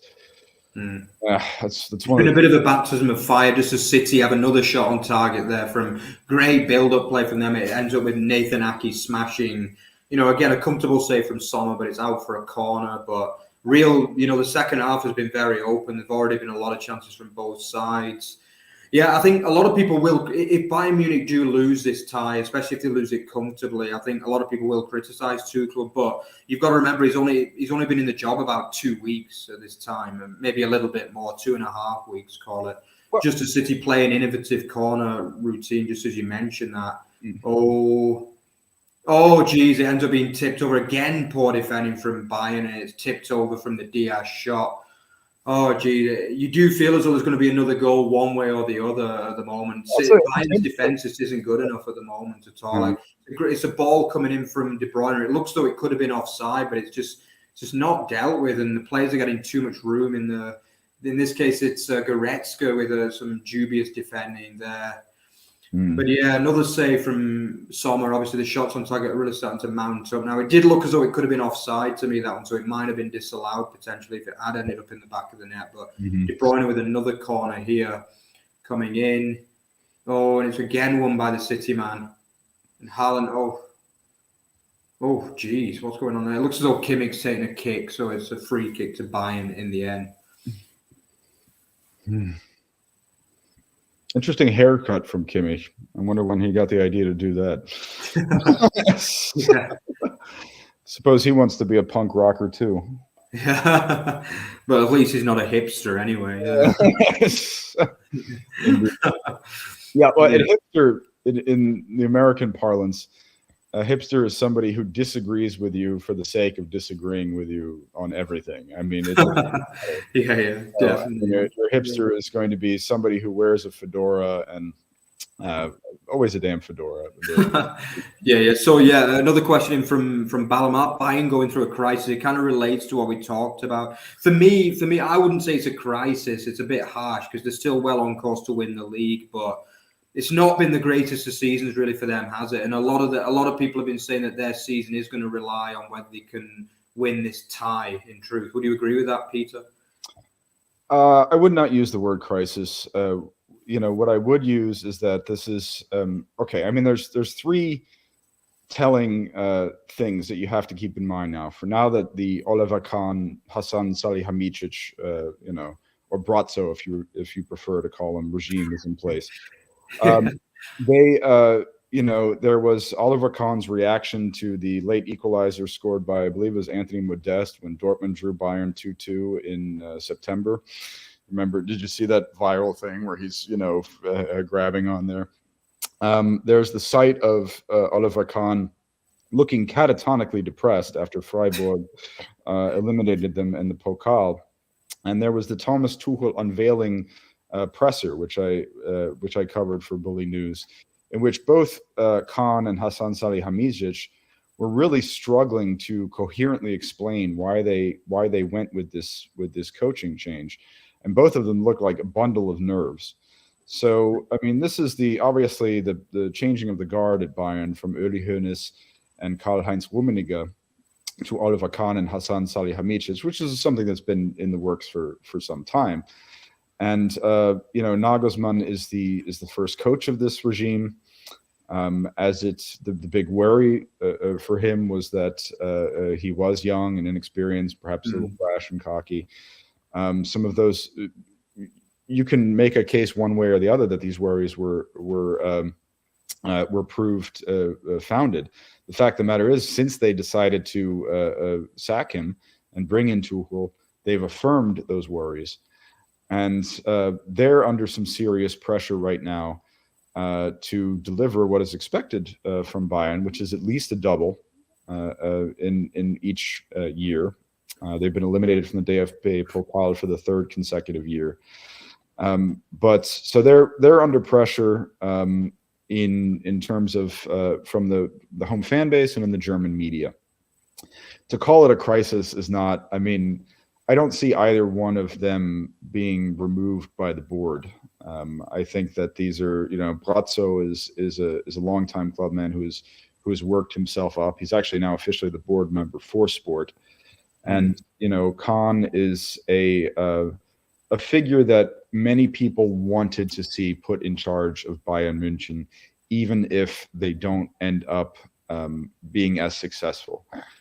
People consider Oliver Kahn, someone who is a little bit more socially aware and fan friendly, not just some crazy loudmouth like Uli Hoeneß, or somebody who's trying to exacerbate the divide between the German football clubs like Karl-Heinz Rummenigge. Hoeneß is a very controversial character. Let's be honest, even within German society in general. And he is actually a Nuremberger as well. I don't know if you know about that, but he is actually a Nuremberg. Oh yeah, I know. Along with Söder as well. Söder is also obviously the Bavarian premier. Is also a Nuremberger. So we're not all that bad though, really. I know, but I mean, and Hoeneß isn't hated in the same way that like Schalke's Clemens Tönnies is. Even though they're both meat magnets, I mean, they're Tönnies as meat packing plant. Hoeneß has a bratwurst factory. Yeah. But I think that the general consensus among the German footballing public is that Oliver Kahn is a good guy. And look at how he handled Michael Ott's protest of the Qatar Airways sponsorship deal with Bayern. So people are rooting for Oliver Kahn to remain in, a figure at Bayern. And it doesn't really matter to us whether or not he delivers on the sporting side of things, because he's somebody who's more willing to engage in dialogue with the fans, and someone who is also going to take some of the the protest spirit of the Bayern ultras seriously. There was no one was calling for Nagelsmann's head to roll among Bayern fan base. No one was calling for this. No one was asking for this. This was something that Kahn and Salihamidzic decided to do, as we talked about 2 pods ago, because Thomas Tuchel was available and they didn't want to miss the chance. And that's why they did this. And they were not under pressure from the fan base to sack Nagelsmann, not at all, not in the slightest. So they just went ahead and made this move because they figured that they were going to lose out to PSG yet again, just like they did in 2018, and they did not want to miss the opportunity. And I can confirm that because I have spoken to a lot of Bayern fans in person, and the whole Bayern fan base is just still in shock, basically, because nobody saw it coming, nobody asked for it. And I think I would say that, Nagelsmann hadn't exactly set the world alight, I wouldn't say, during his time there. But a lot of people still saw potential in him. And, the fact of the matter is, when he was sacked, they were still in 3 tournaments as well. There was still potential they could have won the treble on paper. It was still possible. And, nobody really required. And a lot of people feel sorry for him. Obviously, he is a Bavarian local as well, Nagelsmann. You've got to remember that. I think he's from... I think he's from closer to Augsburg side, though, isn't he? No, Oliver Kahn is from Karlsruhe. Not Oliver Kahn. I mean Nagelsmann. Nagelsmann is close. Yes, he's from a small town that is closer to Augsburg. He was, of course, not an Augsburg supporter. He was a Bayern München supporter growing up. But no, that's correct. That's true. I mean, I don't think there's any tears for Nagelsmann necessarily either. But I mean, this is not something that the fan base was calling for. You talk to Bayern fans. I talk to Bayern fans. One of the first questions that I'm always going to ask a Bayern fan whenever we strike up a conversation, public transport, or down at the kiosk or something like that is, do you remember where you were celebrating the 2018-19 title, or do you remember where you were when they won the 2014-2015 title? I mean, that's you ask the Bayern fans, what was your most memorable title in the last 10 years, and they can't tell you. It's just like, well, we win it every year. It's kind of, I think there's plenty of Bayern supporters who are they wouldn't mind if the team didn't, win the title one year. They're fine. I've also noticed that, which kind of surprised me. And these are from like Bavarian natives. They're not like people that go to the stadium. They're not like just like some of these kind of part-time supporters. They're real supporters, but a lot of them agree that Bayern have won the title too many years in a row, and I think they welcome the competition in many ways. Absolutely. I think that a lot of them are happy that this year is a real strong title race. With Dortmund and when you speak to Rune next on the fantasy show, I mean, he'll tell you the same thing. Rune is a Bayern supporter. He would not mind if they went. I mean, he's obviously in a very, very foul mood whenever they get eliminated from the Pokal or the Champions League. But as are all Bayern supporters, but they're not, I mean, if they were to go one year without winning the title, they're not particularly upset. I mean, they would be if they're not going to admit that to Dortmund supporters. In the stands, they're not going to go shake a Dortmund supporter's hand and say, "Congratulations, I'm glad you finally won one." They wouldn't do that. They would taunt them and talk smack. But in the conversations that we as Germans have with them, they'll admit that, they'll concede that. Definitely, and I think also you got to remember last time they had a period without success. Obviously, during the Klopp Dortmund days, they actually the year after that they went on to win the Champions League. You have to remember that. Obviously, beating the big foes in the final, famously at Wembley as well in 2013. So that was obviously a bit of a kick up the proverbial backside, as you might say, that Jurgen Klopp's Dortmund gave to them. Samuel, Rory playing football tonight. So he's not been able to join. He joined us in the comments section. Yeah, he did, but I'm sure he's there somewhere in the comments. And I was saying this on the last pod. I definitely think that I think we have a live title race. As I went into depth of Dortmund's victory over Union in tactics column this week. Oh, it looks like Mane is going to probably come on. Yeah, I see him warming up. You are ahead of me. So who did City subbed off De Bruyne? Okay, and brought on behind you with a good ball. A good ball in there, but I think it was actually Pavard is just too close. Like he just gets the wrong side of it. Look, I think we're just about to see Mane brought on now. Actually, Mane is going to come on. I'll let you know who it's actually Musiala who will depart. So what do you make of that one tactically? Then obviously Mane on for Musiala. Just to check whether there will be a second sub as well. I think it's only going to be a single change. This one. Okay. Just stay with me for a second, but. Go on. You could be talking through what do you make of that tactically then? What do you expect to change now? I expect, and I want to see the 4-2-2-2 if that's the case, with Mane and Sané both working as, well, not straight strikers, but cutting in there, doing inside cuts. That's what I expect from that. That has to be the tactical change. If Tuchel is worth his salt, if he's taking off Musiala as well, then that's what you do. And then Gnabry needs to he can fall back on either flank. It doesn't matter. Yeah, Coman and Gnabry fall back on either flank. Okay. The Upamecano's been done again. It's 2-0, and it's another mistake from captain fantastic Upamecano. It's actually Haaland turned provider incredibly there. Incredible goal really. He switches it across, and it's Bernardo Silva with the header. Like normally it's the other way. I think he's only about 5'6". But I think usually it's the other way. Obviously, Bernardo turning, but it's Upamecano. It was always going to happen, Peter. He's just not been good enough today, has he? And one mistake too many in this case. And now City have that 2-goal lead that they were probably hoping for at the start of this game. All right, let me take a look at it here. All right, I've got De Ligt standing on the ball too long. Looks like they were lining up for that 4-2-2-2 as far as I can tell. Yeah, Upamecano trying to carry the ball out foolishly. That is, it was about time that they were punished for that. That is, well, damn it. I think it was actually Rodri. Was it Rodri who won the ball back? No, I think it was. Yeah. God, that is I'm not hard. sure it was who won the ball at City, but it's an easy finish, really, in the end for Bernardo, even though he's not tall. You know what? I mean, that's heartbreaking in two senses, because as soon as I see Sadio Mane come on, I I mean, that's a player whom, as we were talking about, he has not scored since he returned from injury. Apart from a few decent form stretches there, he's not been able to make an impact since joining the Bundesliga.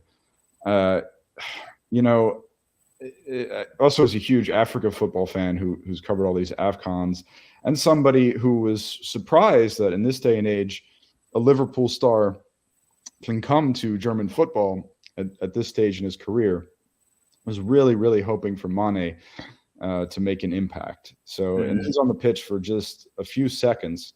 We don't get to see what this new tactical change was. Oh, no, not again. Upamecano's giving it away again deep inside his own half. Oh, no, please don't again.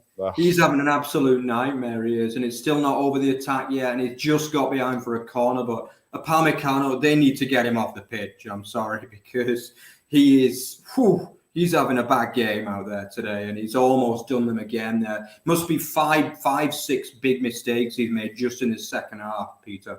This is worse than that Gladbach match. This is certifiably, absolutely freaking worse.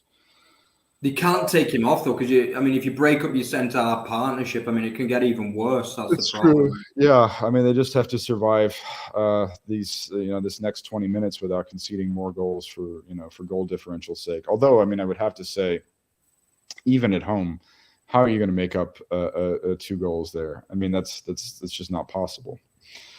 Oh, geez, it could be again. Oh, gee, my expectation is that City are probably going to get a third. I did expect that once Bayern conceded the second, they could potentially collapse. And again, similar to what happened when City got the first goal, Bayern are having a really, really difficult few minutes here, especially Mr. Upamecano. They've just got to stop giving him the ball, basically, because I'm pretty sure in the second half he's probably played 5, 6 passes out from the back. And 4 of them have ended up at a City man's feet. I thought those days were behind him. I really thought that he had matured in this game. Upamecano was Nagelsmann worked with him at Leipzig. He followed Nagelsmann. Well, actually, it was Upamecano who was signed by Leipzig before Nagelsmann, but. Nagelsmann, that was a player that Nagelsmann actually did, put a lot of work in with. Wonder what, what he's made of this coaching change here. It's probably tipped him off a little bit because Nagelsmann had spent a lot of individual time with him. We've had many, many stories of that in German press that one has covered. You feel as though Bayern do need a goal. Even a 2-goal deficit is probably a little bit too much going into because City can hit them on the counter. That's the problem, Yeah, it doesn't. Well, of course, we don't have the away goals rule in effect anymore. Next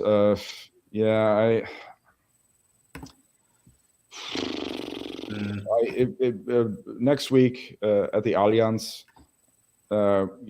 Down 2 goals on aggregate, I would say that this is pretty much over with. There's nothing. I don't. Who do we have in Bayern who can even score multiple goals in a match? Müller grabbed a brace against Dortmund, but Gregor Kobel was at fault on the third Bayern goal. He tapped it right over to him.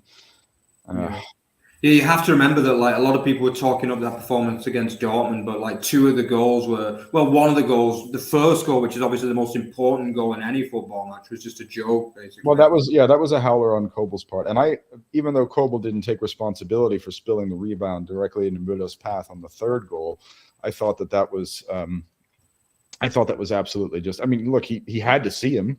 You had to see him. He was right there. He should have been 3 there, by the way.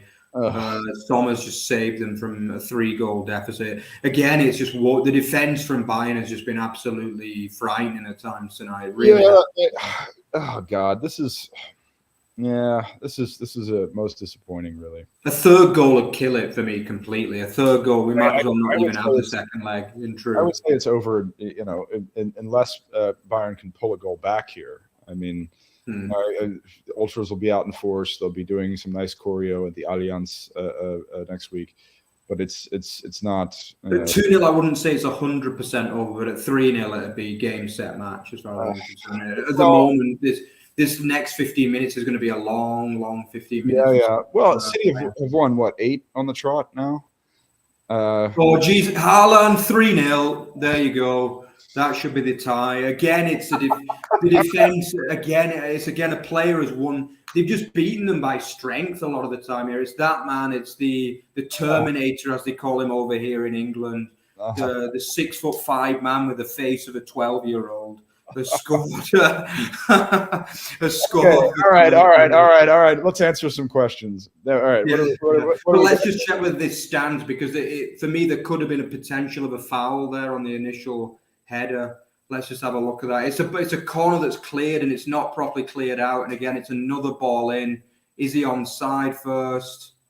Looks like yes. Looks like the onside is right. Is there a foul? No. It's just rubbish defending again, and it's just. At times tonight, it's Davis this time again, not getting up to jump, and he's had a poor game as well. And John Stones gets well up above Davis, and it's a tap in for one of the greatest goal scorers probably of the generation, and he's only like 21, isn't he? So he's got a lot more to give, that young man. He's not going to miss that kind of chance. Sitting on top of a pile of money and laughing his ass off right now. Yeah, I mean, his life is just great, basically, isn't it? Let's be honest. Like, there's not many 21-year-olds that have a life as good as he does now. Well, and he's only 34. 300K a week to play for probably the best team in Europe. Let's be honest. And Bayern have just been outclassed today. Ultimately, they did. I say they had the chances. They didn't have any real clear-cut chances. Although I say that, but they're away here. Oh, go on now. Maybe. Oh, and now a blooming amazing tackle as well from, I think, Rodri again, he's a machine, that guy, Rodri is. Jeez. Oh, geez. And now City are away again. Oh, it's going to be yeah. It's been cleared, but the game's gone really. City sense that they can completely kill this now and get 4 or 5, maybe even, I think. It's looking grim, I'm going to be honest. I think Peter's silence now after that. So, yeah, let's go to a few questions just to kind of lighten the mood a little bit from a Bundesliga perspective. So, what do you think about that one then? So, Ballum says, Bayern sell the most shirts worldwide. What do you think of that? And, does that surprise you? Or No, well, I'm well aware of that. I mean, they are a global brand. They are a global club in that regard.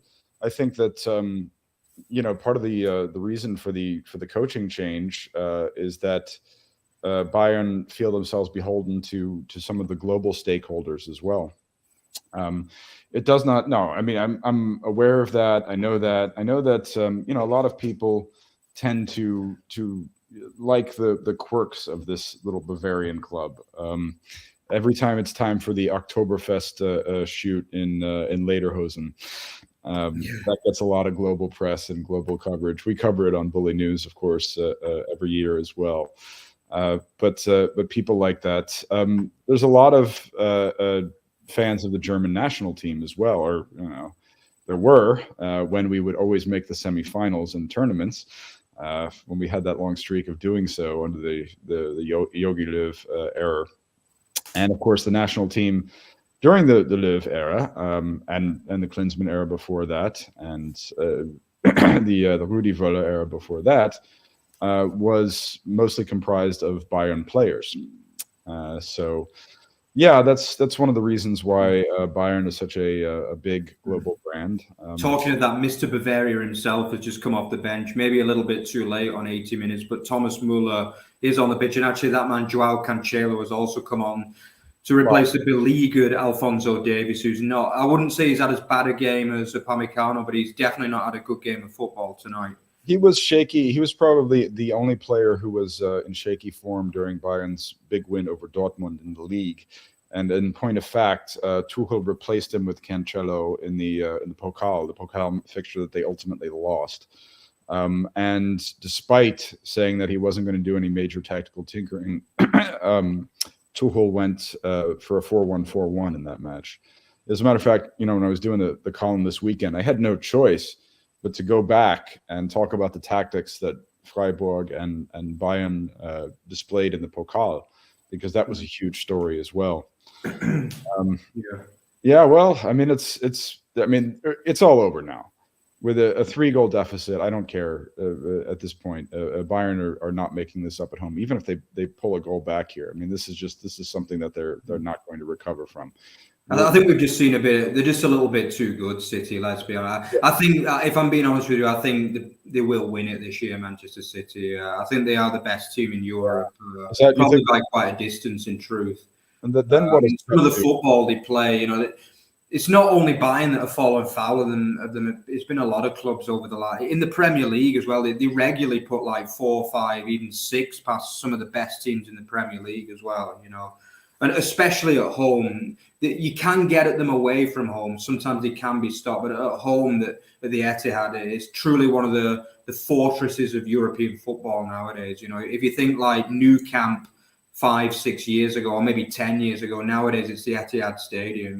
Teams just don't go there and win anymore. And it's almost 4-0, a great shot flashing in from Alvarez, at the World Cup winner now, who's just come off the bench as well. So, they're not exactly lacking in quality. He's just dipped a shot just wide. And it's probably the best squad and the best football team in Europe for me. Would you agree with that, Peter? Yeah, of course. I guess that's what Pep's been waiting for at Man City, no? Because as we were talking about, I mean, we were just thinking, 8 years for Pep at Man City. This is a coach with demonstrated amount of Wanderlust, who almost seemed to be ready, to retire after he did with City. Maybe he will if he wins the Champions League, because that is the one competition that he's not won. So yeah, I guess this will be his crowning achievement. And yeah, just having a look at that Alvarez shot there, way too much space on the ball. Absolutely no. Yeah. I think you mentioned it early on about the pressing, and that's been another problem. There's not been enough pressing. That was the problem for the first goal. I mean, the second and third goals were probably, the second one was a defensive error, which, to be honest, they got away with a few of them already before that. The third one was from City's perspective, the good goals, but they could be stopped at the end of the day by Bayern. Yeah. Well, I mean, I would have to say this. When we're talking about the pressure that Bayern are under now, if they do not win the title this year, despite this coaching change, if Tuchel loses out on all 3 accomplishments after this coaching change, that is huge. That is huge news within the Bundesrepublik. And I do believe, and I'm standing by my statement about Dortmund, making some. We talked about it in the last pod. I was talking about the mistakes that Dortmund made. I made no effort to hide or disguise the problems that they had against Union over the weekend, but they played through it. They have a strong side. They have several returning actors in Adeyemi and Moukoko now who seem to be hitting form in precisely the right time. Guerrero was up on the uptick there, yet again. So was Rierson. So was Bellingham.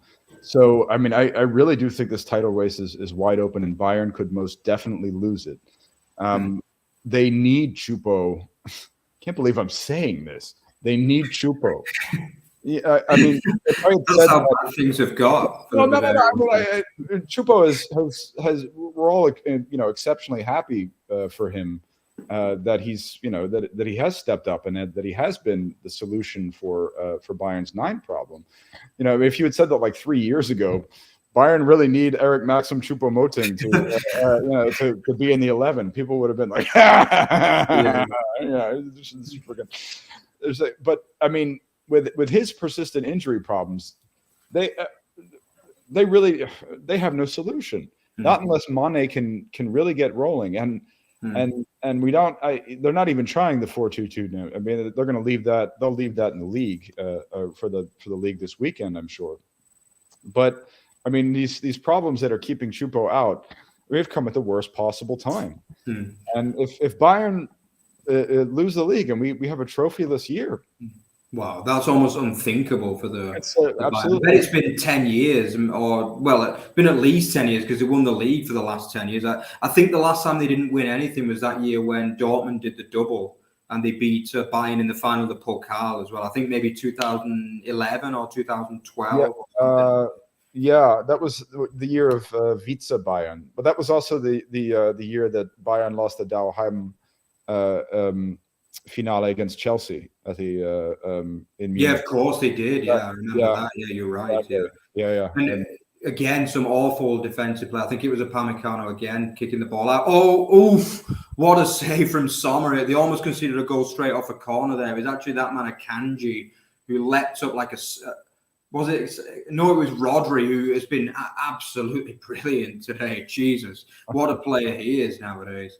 Like he's just leapt up like a salmon and smashed a header on target. It's actually a really good save from Sommer. That stopped it from being basically embarrassing, really, at 4-0. Another corner's going to come in here. They've been woeful off defending corners as well, Bayern. That's been another problem today. Yeah. There's been a whole, laundry list of problems, really, for Bayern Munich tonight. And to be honest, in a way, they're probably lucky they've only conceded 3, Peter. I concur wholeheartedly. This is they're going to eat dirt in the German press tomorrow, and I'll be covering it on Bully News. I'm sure I'll make sure to get up early here, stateside time, to see what the German press has to say. But they're going to eat it. It is expected that Bayern performs well in Europe, and particularly this year where it's just been a disaster for us in Europe. We only have one team alive left in the Champions League. We had 5 Champions League teams, courtesy of Eintracht Frankfurt, and now we only have now we're going to have nobody alive in the Champions League. And it does seem to be a problem for German teams against English sides, or what is it? Because not every English team's as good as this Man City team, but the German teams do seem to struggle against English sides. What do you think it is, maybe? Look, when we're dealing with teams like this, you tipped a 3-1 scoreline, looks like your tip is closer to mine. I went with 1-1 because I figured to myself, look, when you're dealing with clubs of this caliber, the talent level on the pitch, there's not a huge difference. Mm-hmm. It really can swing one way or the other. Yeah. It all comes down to tonight we saw it come down to mistakes playing out of the back from Bayern. They actually look quite like Dortmund. It's a shame we don't get another Bayern Dortmund game this season. Yeah. I think that's often what it is, though. To be honest, I think that's often what it is. Like the English teams, they have a very high press a lot of the time. And I think the German team's defenders often tend to make like laundry lists of mistakes against the English side. I don't know if it's the speed of the English teams, because the English Premier League is famous to be very, very fast, and like the players have extremely high levels of fitness. I don't know if it's that or what, because I watched the game Chelsea-Dortmund as well, and in that game I was convinced that Dortmund were going to get the job done and win, but that was a similar kind of game in some ways. And Chelsea are not a good team this year either. That's the other problem, but Chelsea still managed to do the job on Dortmund in that game as well. I wish there were a simple answer to that. If you want to flash back to the 6th trophy year for Bayern under Hansi Flick, Bayern had the most murderous press I'd ever seen that year. They were the highest pressing team in that self-coached 4-2-3-1 that I think I'd ever seen. Maybe that was an amazing team. Some of the football they played that. I remember they destroyed Chelsea. I think they beat Chelsea like 6-1 over 2 legs in that particular time. It was Barca that they destroyed. I think. Yeah. Well, they destroyed Chelsea as well. I think in the round before, and they destroyed pretty much everyone really, apart from PSG in the final. Yeah, that was Coman scored the winning goal. That was that messed up pandemic year where we had the Champions League tournament. I remember in August in the Portuguese bubble. That was really something. They have fallen, and they have fallen good and hard. I don't think it's a problem with the squad, though, because they've still got, as you mentioned, it's not like it's a poor squad or anything, but they've not managed to find a system this season that has managed to get the best out of, as you mentioned, the likes of Mane, and even the likes of, Sané is still a quality player, but they've not always managed to get the best out of him at times. And again, the defense has been, for me, not so much De Ligt, but Upamecano at times this season, he's not been at his best. Just as a cross comes in, we're into injury time now. Bayern just desperately trying to get themselves a token to take away from Manchester. Otherwise, the tie is over at 3-0. completely dead in the water. But the tie is over. I don't even think. I mean, I'll have it on. When it comes time for the return, like I'll have it on in the background while I'm paying some bills and catching up on the mail and whatnot. That's what I call a mail match. If it's not going to be competitive, I'll have it on in the background just to have the comfort blanket that is football in my life. But I'm not expecting. For Bayern, it's more about saving face, to be honest, because this has been a bit embarrassing at times. In truth, absolutely, and I'm sure that they'll furnish up a response in the league this weekend. I don't even know who they're playing in the league this weekend. It's Hoffenheim. I think they've got Hoffenheim at home, but obviously Hoffenheim coming into the game on form as well. But obviously a game they'll be expected to win and to win comfortably. But it could provide some difficulty as well because Hoffenheim 3 wins out of 3 in the last 3 games. But it's a good point. That's a good point. Wonder if I'll have to consider making them the tactical focus for this weekend's column. And there's huge pressure. Think about how much pressure on Tuchel and Bayern now. I mean, they're out of the Pokal, like 99% out of the Champions League before the semi-final stage, which is the minimum that Bayern expect, really, a semi-final berth in the Champions League. And they're only 2 points clear in the league as well, and only 1 defeat. And that could be curtains for that as well, because Dortmund have actually got quite a decent run in as well. They've cleared a lot of hard fixtures in recent weeks. Obviously, the likes of Bayern, Union Berlin. They played Freiburg twice. I think the only team that they play in the top half remaining is, Frankfurt. And let's be honest, Frankfurt have been garbage for weeks now, really. So, they'll be big favourites going into every game. So Bayern might not be able to slip up if they want to win the title this year. Well, that's why you got to watch Bundesliga, people, because it's we've got so many intriguing storylines going on throughout that. Not to mention the world's best fan scene, which is back from the pandemic and going strong with great choreo and protest banners and so on and so forth. Yeah, so much to look forward to in the obviously the relegation race is amazing. The game has finished 3-0, by the way, and. Yeah, that's that basically for the 3-0 City. The weekend cannot get here soon enough, my good man. Because definitely. I mean, just talking about the other game as well. We haven't given any score updates for the other game. Actually, Benfica versus Inter Milan. That is currently 2-0 to the away side, Inter Milan. Like when we talk about leagues, but I think the Serie A is making a real kind of renaissance this year as well. They've got, I think, 3 teams in the last 8. And they're guaranteed to have at least 1 in the semis and probably 2, given the fact that Inter are 2-0 up away. So we could see half of the semi-final lineup. Incredibly, it's going to be Italian teams, which is I'm quite happy because I'm also like after the Bundesliga, I like Serie A as well. It's a kind of I grew up with that in the 90s and stuff like that. That was like that was the first foreign league that I used to watch, Serie A, and obviously it's been through the rigmarole in the last few years a little bit, hasn't it? But like it's made a real resurgence this last couple of years, which is great. Well, actually, a lot of Germans really like to watch the Serie A, particularly after the Juventus stranglehold was kind of broken. Yeah, definitely. A lot of us will watch Serie A in our spare time because it's a very, very interesting league. It's a very good league. Yeah. That is a shame because I was watching the there was a simulcast here in the States. Of the Benfica crowd, and they put together some great choreo for their home team there, and that's sad that they lost out and they got shut out. I actually thought that Benfica had a chance because they've been really impressive before this round, but Inter are a very wily team. Do you know what I mean? They know defensively they need to teach Bayern probably a few lessons of how to defend because like they really can defend, and I actually thought that Benfica might take a lead to Inter in that game, but obviously Inter have done a big job there, and again, to be honest, it's probably 2 dead rubbers, the second legs, really. You can't see, it looks like a cast iron that Inter and City are going to be into the semi-finals. No, it's over for Bayern in this, I have to say. I mean, it would take a miracle for them to come back.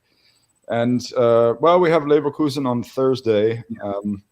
Kind of, I mean, if one's honest, I mean, Germans will tune in because that's the only team that they have left in the Europa League. Leverkusen isn't, I mean, considering the fact that it's a company club, it's not, it's not a team that is going to engender anywhere near the type of support that Eintracht had last year during their run. But we'll tune in. But basically, I mean, the next big thing for German football is a great relegation 6-pointer, Schalke Hertha on Friday. Yeah. As you pointed out, Bayern Hoffenheim over the weekend suddenly looks a lot more intriguing. Yeah. I think that Rory is going to be looking forward to Stuttgart Dortmund and even feeling a little bit confident about it. And we'll see. Definitely the Bundesliga is never boring, is it? Like every weekend has amazing games, subplots, and the European race is still hot. There's going to be a lot of, and most of Germany wants Freiburg and Union Berlin to secure Champions League spots as well, which would be amazing.